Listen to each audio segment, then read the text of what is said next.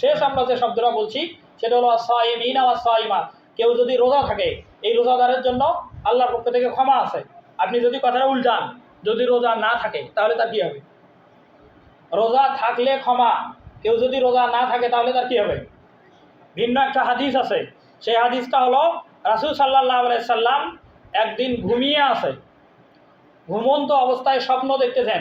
আর নবীদের স্বপ্ন ওহী, এটা এটা আগে জানতে হবে এই শব্দটা, যে নবীদের স্বপ্ন ওহী। নবী করিম সাল্লাল্লাহু আলাইহি সাল্লাম ঘুমে আছেন, ঘুমের ঘরে স্বপ্ন দেখতেছেন। সেই স্বপ্নটা এমন, রাসূল সাল্লাল্লাহু আলাইহি সাল্লামের কাছে দুইজন ব্যক্তি আসলো। হাদিসের ব্যাখ্যায় বলা আছে এই দুইজন ব্যক্তি হলো একজন জিবরাইল আর একজন মিকাইল নামক ফেরেশতা। এই দুই ফেরেশতা রাসূল সাল্লাল্লাহু আলাইহি সাল্লামের কাছে আসলো, এসে রাসূলকে আবার ঘুম থেকে জাগালো।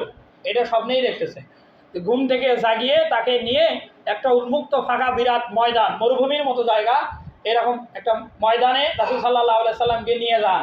নিয়ে যাওয়ার পরে রাসূল সাল্লাল্লাহু আলাইহি সাল্লাম দেখতে পান সামনে একটা বড় পাহাড়। এই পাহাড়টা দেখে রাসূল সাল্লাল্লাহু আলাইহি সাল্লামকে ওই দুই ফেরেশতা বলেন যে এই পাহাড়টার উপরে আপনি চড়েন। ইসআদ শব্দের অর্থ হলো আপনি ওঠেন। ইসআদ যখন বলছে, রাসূল সাল্লাল্লাহু আলাইহি সাল্লাম বলছে ইন্নী লা উতিকুহু, যে আমি এই পাহাড়ের উপরে উঠতে সক্ষম হব না।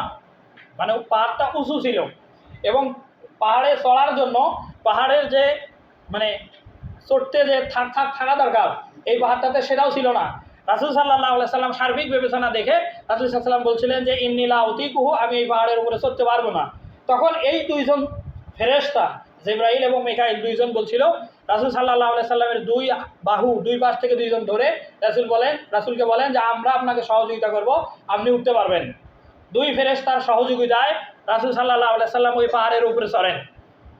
যখন পাহাড়ের উপরে চড়েন, রাসূল সাল্লাল্লাহু আলাইহি সাল্লাম মাঝ পথে, যখন পাহাড়ের একদম শীর্ষে ওঠে নাই, পাহাড়ের মাথায় না উঠতেই মাঝখানে যখন যায়, তখন বিকট উপর থেকে আওয়াজ শুনতে পায় যে উপরে কেউ যেন চিৎকার করতেছে। তখন রাসূল সাল্লাল্লাহু আলাইহি সাল্লাম ফেরেশতাদেরকে জিজ্ঞাসা করেন যে উপরে কিসের আওয়াজ। তখন ফেরেশতারাও রাসূলকে আবার বলেন যে আপনি উপরে চড়েন।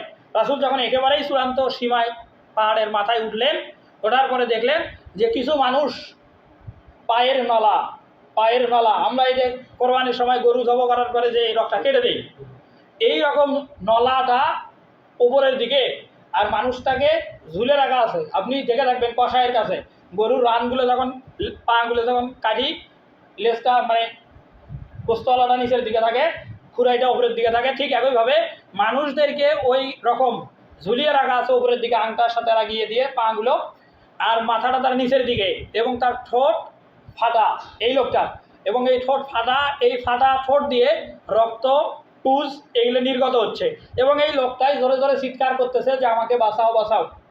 রাসূল সাল্লাল্লাহু আলাইহি সাল্লাম তখন ফেরেশতাদেরকে জিজ্ঞাসা করেন যে এই লোকটার অপরাধ কি, এই লোকটার এই শাস্তি দেওয়া হচ্ছে কেন। তখন জিবরাইল আলাইহিস সালাম জবাব দেন যে এই লোকটা হলো বেরোজাদার,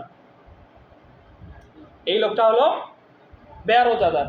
তাহলে এখান থেকে দুইটা কথা, আগে আমরা জানলাম যে 10 শ্রেণীর মানুষকে আল্লাহ তাআলা মাফ করবেন, 10 শ্রেণীর মানুষকে আল্লাহ রমজানের মধ্য দশকে মাগফিরাত মাফ করবেন।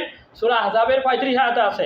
তার মধ্যে একটা হলো আস-সাইমিনা ওয়াস-সাইমাত, যারা রোজাদার পুরুষ এবং রোজাদার নারী, তাদেরকে আল্লাহ মাফ করবেন।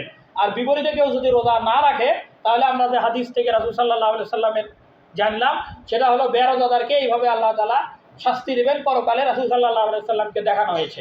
আর রাসূল সাল্লাল্লাহু আলাইহি সাল্লাম সেটা জেনে রাসূল সাল্লাল্লাহু আলাইহি সাল্লাম ঘুম থেকে জাগ্রত হয়ে মসজিদে নববীতে এসে সাহাবীদেরকে লক্ষ্য করে বেরোজাদারের যে পরিণতি বা শাস্তি সেটা উল্লেখ করেন।